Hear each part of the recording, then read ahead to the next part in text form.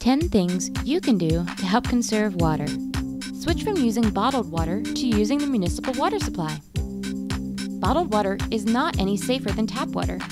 It costs on average about 700 times more than tap water.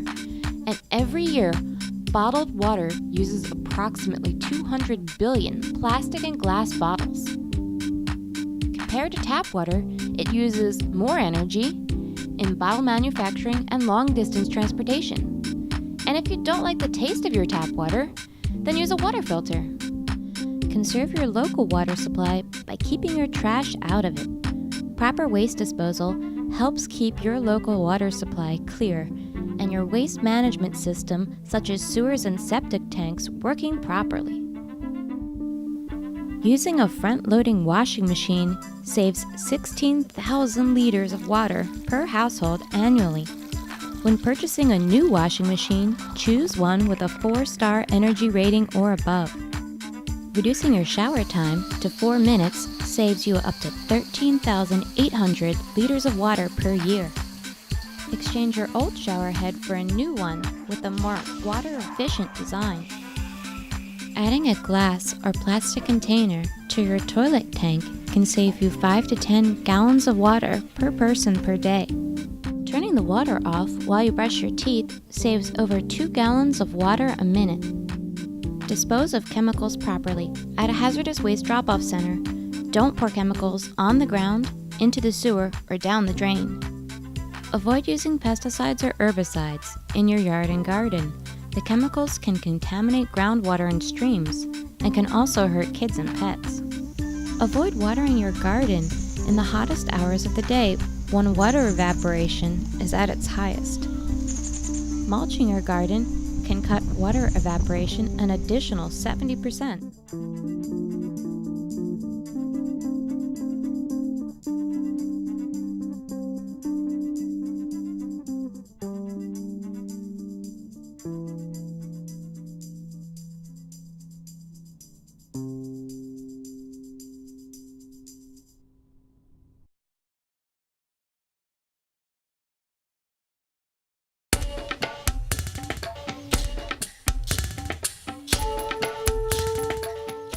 Originally, did you just kind of, like you were saying, kind of walk by the school and say that's unused, or did someone kind of tell you about it? How did you originally find Well, the area? I don't live too far from here, and I used to ride my bike through here on the way to work, and I would just see so much garbage, and it bothered me. And then when I got involved with Friends of the Arroyos, I think at that time I would talk to the principal of the school. I'm like, why is there so much garbage, blah, blah, blah. We need to educate them on what this is all about.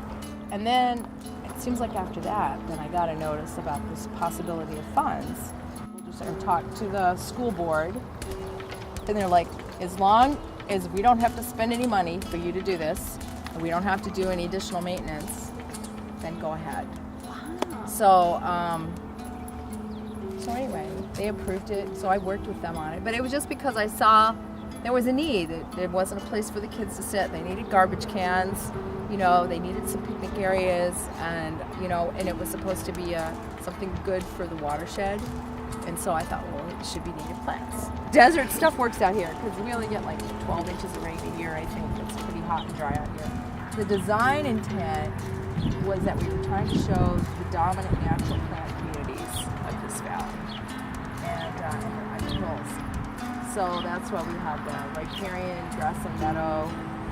So the grassland area is in between here, Oakwood and Chaparral. And so we were trying to get people to realize there's a smarter way to landscape that's not so water intensive. And also to get familiar with the plants that grow around here, because then you're attracting all the pollinators and things that you would normally not see in your own yard. So it's just an easier way of landscaping at home. It's just a much less work and then less water. And so they're just showing people, hey, this is really smart way to do it. We've educated the city a lot on mulching, and the school district especially. And they would just spray Roundup. And it was just a big vacant lot that they never, because this is so isolated from the rest of campus, they never knew what to do with it. It's just like, they never did anything with it. The key to this is having the chip tree material down. So the city lately has been bringing us mulch, but we used to have this tree service bring us mulch before we were going to have a mulch spreading day. But so that's all free, this chip tree. So we try and tell people you don't want to have exposed dirt around the plants, and the mulch keeps the weeds down, and you don't have to water as often because this is clay, so it holds the moisture for a long time. So that's why we do this heavy mulch. We really want to see more of the high school students using this as an outdoor classroom. And I know there's curriculum to do that, but nobody's really taken it on to do that. You know, they could bring art classes out here, they could bring ecology classes. You know, there's a lot they could do that I'm not seeing happen yet. The more they learn about the plants, you're like, this makes so much more sense to just plant what grows around here. And the other fun thing is if you hike in the hills around here, then you learn to know the plants that you're hiking with because they're out here, or you can put them in your own yard.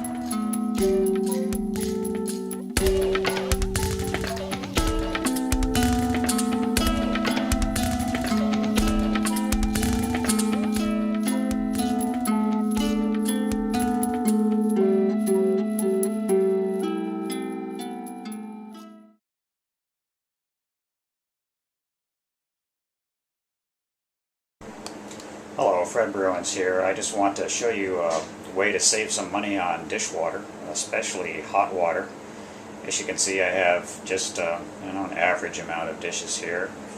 There's a pot, some lunch dishes, but also 4 bread pans, so those will take a little more work. Those are actually soaking in cold water right now, and that's half the battle. If you can keep the food that's stuck on, if you can get it wet and keep it wet, that's what's going to make the cleaning really easy. So I'm starting with just a pint of warm water here. This water that was left over in the tea kettle, which basically would have been wasted heat anyway because this is the summertime, so prefer to use that for dishwater. I'm using a dish pan because that's more conserving of water, and in fact I had a large mixing bowl that I used to make some bread, so that will even concentrate the water just a little bit more. And of course you need very little detergent when you have this much water. Otherwise it's just too concentrated. And I say the most important thing is to get your dishes wet. Now, a disclaimer here, if you're working with a lot of raw meat, things of that nature, you may want to, use more traditional methods, very hot water, maybe even an antibacterial detergent. I'd leave that up to you, but we've certainly had no problems with foodborne illnesses in our home. So,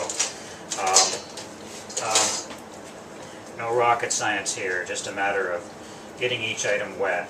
If it's something that's only had liquid in it like tea or coffee, you can just wash it and you're done right from the start. If this one was used in the baking process, has a little stuck on flour, I'm going to actually just kind of set that aside and let it get the soap of water on it.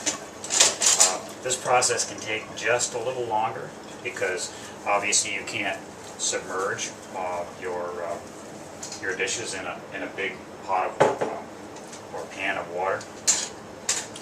But it saves quite a lot on hot water. As you know, you can see we started with just a pint. So I'll continue with that process, and I won't bore you with it while I continue the video. But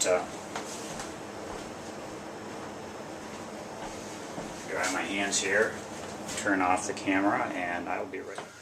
Okay, all of the dishes have been washed with detergent, and they're ready for rinse now. I filled the dish pan, I rinsed it first, and then I filled it 2/3 with cold water, just right out of the faucet. And now I'm just going to put my soapy dishes in there, and just without any water running at all, I'm just going to rinse them with cold water. Try to rub my hand, or if you wear rubber gloves, that probably works even better because you have a little more surface area. just to kind of break the surface tension of any detergent that might be on the dishes. And then running a little bit of hot water. The faucets have to run a while here to get hot, so I don't wait for them. Right now, the water is just warm. I'm convinced with the power of modern detergents, one could probably wash their dishes quite safely entirely with cold water, as probably much of the world does. But again, that's going to have to be something you decide for yourself in terms of whether you consider that to be safe. But this really doesn't take much more time than washing dishes. If you happen to have a double sink, of course, that might mean that you have two smaller sinks and you wouldn't need the dish pan. You could also expedite the process just a little bit over what I'm doing. I tend not to run water while I'm doing the rinsing, because that's just wasted. And I'm doing the cold rinsing. And then after each small batch I come up and in the case of plates, I just rinse the surface where the food would be served. I see no reason why the back of a plate would need to be washed with hot water. Now, some people think that automatic dishwashers waste money. In fact, many people who hand wash their dishes use more hot water than is used by an automatic dishwasher. So if you happen to have one of those, my best advice would be to get a really energy efficient model. But otherwise, if you happen to do it the old-fashioned way like I do, this will save you a lot of money on hot water. And so try what works for you, and see if you can cut down on your natural gas or your electric hot water bills. Thank you for listening. This has been Fred Bruins.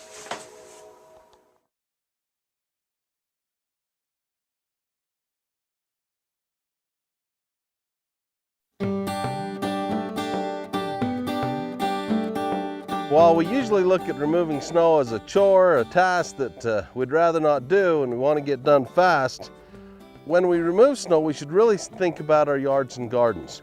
You know, in Wyoming, we don't get enough water, and a lot of that water, most of our water, comes in the form of snow. So anything we can do to save our snow and make that snow last longer into next year is an opportunity. So the first thing to think about in removing snow is, where are we going to move it to? Here I have the opportunity to move the snow out into a parking lot, onto the blacktop. That blacktop will melt and it'll run into a gutter somewhere.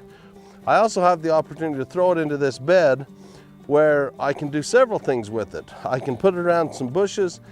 Snow's a great insulator. It'll help protect the bushes and the plants from the extreme cold and wind that we have here in Wyoming.